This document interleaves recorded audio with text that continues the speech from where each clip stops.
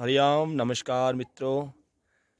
हम इसमें हैं पांगी घाटी के लियू गांव में और सुबह सुबह का भी समय है 5:30 का और पर्वतों पे चांदी पे स्वर्ण की आभूषण की तरह छटा बिखेरे सूर्य की किरणें पड़ रही हैं।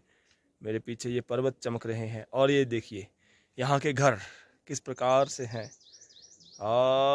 ये पूरा मिट्टी से लकड़ी से बना हुआ घर पुराने कल्चर में। अभी हम आपको घर के अंदर भी ले चलेंगे और बहुत ही पर्यावरण की दृष्टि से ये घर आनंद देने वाला है। तो चलिए अब आगे आपको घर के अंदर ले चलिए। ये पुराना घर का देखिए एंट्री किस प्रकार से, एक बहुत बढ़िया कल्चर है कि जूते घर के अंदर नहीं जाएंगे, तो ये सब घरों में होना ही चाहिए। और ये दरवाज़ा छोटा सा घर के अंदर झुक करके ही आना चाहिए जैसे मंदिर में आते हैं, है ना। ये हमारे गुरुजी हैं और यहाँ पे इन्होंने 10 साल अपने व्यतीत किए हैं। ये माता जी हैं, नमस्ते माता जी। नमस्ते जी। और ये देखिए पुराना कल्चर और सुबह सुबह का समय हम पहुँचे हैं करमचंद जी के घर में। नमस्कार जी। चलिए गुरुजी बोलना कुछ।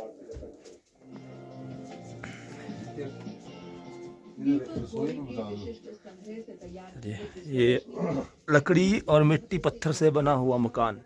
अब आपको किचन दिखाते हैं। नमस्ते जी। ये देखिए ये है रसोई और ये बुखारी है, क्या बोलते हैं आप? हमारा लड़की है ये। अच्छा ये तो लड़की, इसको क्या बोलते हैं आप?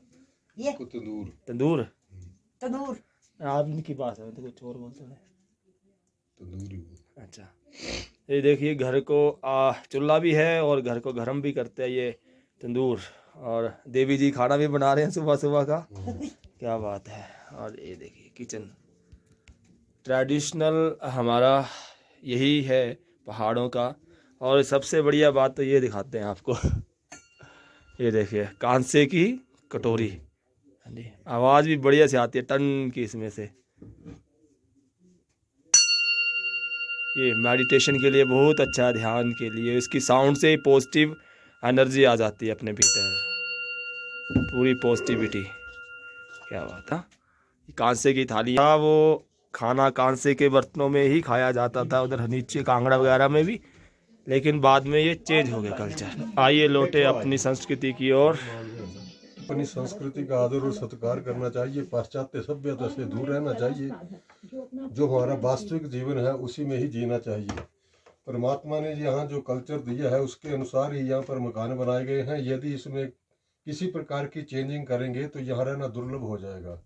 जैसे यहाँ फर्श जो होते हैं वो लकड़ी के होते हैं, यदि यहाँ पर हम संगमरमर या फिर टाइलें डालेंगे तो वो ठंडी होंगी और हमारे शरीर के अनुकूल नहीं होंगी, तो हम स्वस्थ नहीं रह सकते हैं। तो जैसे पहले भी नीचे भी मिट्टी के घर होते थे, वहाँ पर गर्मी नहीं पड़ती थी, अब इसके बदले कोठे बन गए हैं कर्म, तो कोठे जो है वो गर्म हो जाते हैं और वहाँ रहना दुर्लभ हो जाता है। यदि वही पुराने मकान होते हैं तो हमें ग्लोबल वार्मिंग से बचना पड़ जाना था। और ये घर बनाने में कोई ज़्यादा खर्च नहीं है, खुद की मेहनत ज़्यादा है, इसमें मेहनत ज़्यादा है ना। पत्थर यहाँ पे मिल जाएगा, मिट्टी का जो रेत है वो वहाँ पे मिल जाएगी, लकड़ी भी मिल जाएगी, बस मेहनत ज़्यादा है। लेकिन खुद की मेहनत से जब बनाया हुआ घर होता है उसी में सुकून होता है, उसी में चैन होता है। ये देखो घर के अंदर छोटी सी बिल्ली भी, ओ तेरी गई अलमारी के अंदर ये। और ये जो होती है अंदर जो अनाज रखा जाता है, ये जो अच्छा इसमें कैसे रखना? इसमें ऊपर से डालते हैं इधर से। अच्छा इधर से डाल देना कणक वगैरह। ठीक ठीक। ये अनाज को स्टोर करने का बहुत बढ़िया एक सिस्टम है यहाँ पे, है ना। यहाँ पे गुरुजी ने अपनी ज़िंदगी के युवावस्था के बहुत बेहतरीन 10 वर्ष बिताए हैं। और इन पहाड़ों की तरह गुरुजी के भीतर धैर्य भी दिखता है। जैसा पहाड़ धैर्य आत्मविश्वास से भरे होते हैं, वैसा ही इंसान भी यहाँ का वैसा ही बन जाता है, धैर्य से भरा हुआ, संतोष से भरा हुआ। तो आनंद है इस प्रकृति की गोद में। और खिड़की से भी आप सीधे पहाड़ों को देख सकते हैं। हाँ यहाँ बैठ कर के आराम से आप पहाड़ों का नज़ारा ले सकते हैं, मेडिटेशन कर सकते हैं। एक चोटी को लगातार एकाग्र होकर के देखते रहिए, आनंद ही आनंद बरसेगा। आप बोलिए ना, रंजीत सिंह जी मेडिटेशन करते हैं। ये आपके सामने योगी रंजीत सिंह जी मेडिटेशन करते हुए लेव घाटी पांगी वैली में, ये घाटी जो है वो लगभग 13,000 मीटर से ऊपर की हाइट पर स्थित है। ये एक छोटा सा कच्चा मकान है, कोठा टाइप। इसमें बैठ कर के ये योगा की मुद्रा में लीन है।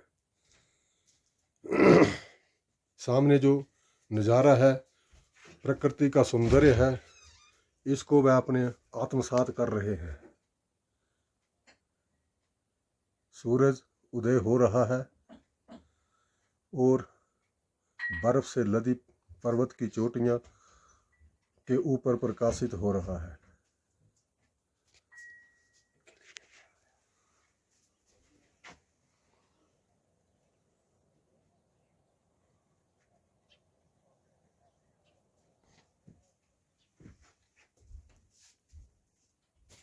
हरिओम, नमस्कार जी। तो देखिए, अब सुबह सुबह का ध्यान योग आदि करने के बाद का ये नाश्ता है हमारा पहाड़ों में पांगी घाटी में। ये है जो के सत्तू, और यहाँ की भाषा में बोलते हैं योड़ो, है ना। और बाकी आपको गुरुजी बताएंगे। हाँ जी। ये एक टाइप के जौ होते हैं, योड़ो जौ, जिसको बोलते हैं नंगा जौ, और इसी को ये भुन करके पीस करके फिर सत्तू बनाए जाते हैं। इसमें शहद और घी मिलाया जाता है और ये बहुत ही पौष्टिक भोजन होता है। जब ये दूर लंबी यात्रा करते हैं तो साथ में ये ले जाते हैं। अच्छा देखते हैं। भोज पत्र में लपेट करके रखते हैं। इससे इसमें स्मेल भी नहीं आती, ये टेम्परेचर मेंटेन बना रहता है और ये बहुत ही पौष्टिक भोजन है। बिना खाए बिना रुके आप जहाँ मर्जी जा सकते हैं इसको खाने के उपरांत। तो आइए फिर हम आनंद लेते हैं इस पौष्टिक भोजन का, और आप भी ज़रूर जब आएंगे यहाँ पे तो इस पौष्टिक भोजन को ग्रहण कीजिएगा। थोड़ा सा खा लो, पूरा दिन बढ़िया आराम से निकल जाता है। फिर चलते रहो, पहाड़ों में काम करते रहो अपना और बैठे रहो। और यहाँ पे जितने भी बुद्धिस्ट हैं या जो मोंक हैं, वो सत्तू और घी ये लेते हैं मेडिटेशन करने से पहले, और एक बार ले लिया और फिर घंटों 8, 10, 12 घंटे बैठे रहते हैं ध्यान में, मेडिटेशन में, और अपना आत्म साक्षात करते हैं। तो ये बहुत ही शुद्ध, सात्विक और पौष्टिक भोजन है जो के सत्तू। हरिओम तत्सत। हरिओम। देखिए मित्रों, किस प्रकार से जो घर मैंने अभी आपको अंदर से दिखाया था, अभी ये दिखा रहा हूँ कि किस प्रकार से सर्दियों में ये लोग रहते हैं। और ये है घर का सबसे नीचे वाला ग्राउंड फ्लोर, और इस तरफ ये पशुओं को रखने की व्यवस्था है। बहुत ही बेहतरीन ढंग से बनाई गई है ताकि पशु बाहर भी ना आए और उनको घास भी प्रॉपर मिल जाए। और इस प्रकार से ये पशुओं का बाड़ा है, और इसी प्रकार से दूसरी तरफ से ये कमरा है एक। तो कमरे में देखिए, ये बुखारी मिट्टी की बनी हुई है तंदूर, और धुआं भी देखो, अंदर धुआं नहीं फैलेगा। कितनी बढ़िया टेक्निक है, इस पाइप से सारा धुआं बाहर निकल जाएगा। और ये पूरा मिट्टी का है, कच्चा है। और ये देखिए कितने प्रकार, अच्छा बढ़िया है। ये है कोल्ड स्टोर। यहाँ पर ये ऐसे रखते हैं, जैसे सर्दियों में भी टेम्परेचर मेंटेन रहता है, गर्मियों में। अच्छा, यहाँ आलू वगैरह सब खराब ये सारा अनाज जो है, साग सब्जियां जो भी हैं, क्योंकि यहाँ 2 महीने में सब उग जाता है और उसके बाद स्टोर कर लिया जाता है अगले 10 महीने खाने के लिए। तो ये स्टोर का सिस्टम है। और ये किचन कम बेडरूम सब कुछ यहीं पे है। और एक और देखिए, बाहर से रोशनी आने के लिए भी ये रोशनदान रखा है। जब यहाँ पे 8-8, 9-9 फीट बर्फ़ पड़ जाती है तो बाहर किसने निकलना है ना। लेकिन रोशनी भी प्रॉपर आए, हवा भी आए, तो उसके लिए ये वेंटिलेटर की भी व्यवस्था है यहाँ से। और ये पूरा एक ग्राउंडिंग सिस्टम है। और एक और चीज़ दिखाता हूँ आपको, ये देखिए, ये क्या है, घर में पूजा की व्यवस्था के लिए है ना। जैसे पूजा करते हैं हम, हाँ जी, इसमें देसी धूप की धूनी फिर दी जाती है। तो हम तो कहते हैं योग और यज्ञ हमारी संस्कृति है, और ये उसी का एक छोटा रूप है। धूनी दे करके घर को पवित्र किया जाता है। और ये देखो, रखने का भी बहुत बढ़िया अच्छा तरीका है ताकि ये पवित्र ना हो ऐसे। तो धूनी मतलब छोटा सा एक यज्ञ हो गया ये, है ना, जिससे घर में कोई नेगेटिव एनर्जी नहीं आएगी, नकारात्मक सोच नहीं आएगी, और कोई बैक्टीरियाज, कीटाणु किसी भी प्रकार का वो हार्मफुल नहीं करेंगे। तो ये चूल्हा बहुत बढ़िया बनाया है, ये मिट्टी वाला। हरिओम हरिओम। नमस्कार मित्रों, प्रणाम। हम हैं अभी पांगी घाटी के लियू गांव में। एक आपको दिखाने जा रहा हूं बहुत ही पुराना, हज़ारों वर्ष पुराना शिव का मंदिर, और जहां पे बना है शिवलिंग और पत्थर से ही नंदी जी की आकृति। तो ये है नंदी जी की आकृति बनी, वो पीछे गणेश जी और वो शिवलिंग जी। तो ये हज़ारों वर्ष पुराना है, लेकिन दुर्भाग्य ये है कि यहाँ पे अभी कोई विधि विधान से पूजा पाठ करने वाला व्यक्ति नहीं है। और ये यहाँ दिव्य चेतना है। यदि ये चेतना जागृत होकर के अनुभव की जाएगी तो बहुत ही शिव की दिव्य अनुभूतियों की प्राप्ति होगी। हरिओम तत्सत। बहुत कुछ है इन पहाड़ों पे। एक देखिए जड़ी बूटी भी साथ में दिखा रहा हूँ। ये हम खा रहे हैं इसको, चोड़ बोलते हैं इसको, और इनसे बहुत सारे विटामिन्स और मिनरल्स हमें मिलते हैं। तो ये पहाड़ों पे आम लगी हुई हैं, यहाँ पे एक झाड़ियों के रूप में लगी हुई है। और यदि इनको हम खा रहे, अभी हम बहुत भूख लगी थी हमें, हम ऊपर से आए, वो ऊपर से वहाँ से आते आते बहुत भूख लगी थी। एक घुरनू वहाँ पे खाया, उसके बाद क्या खाया, वो विटामिन ई का अमरी नाम की जड़ी बूटी खाई, और अब एक ये है। तो इसका छिलका उतार करके हम इसको खा रहे हैं। तो भूख भी मिट रही है, और मतलब ब्रेकफास्ट हो रहा है हमारा, एनर्जी आ रही है, पूरी एनर्जी। तो ये पहाड़ों की खूबसूरतियाँ हैं, यहाँ पे बहुत कुछ कुदरत ने दिया है। हाँ, यहाँ पे आप आइए और मर्यादित रूप से, अनुशासन रूप में रह करके अनुभव कीजिए।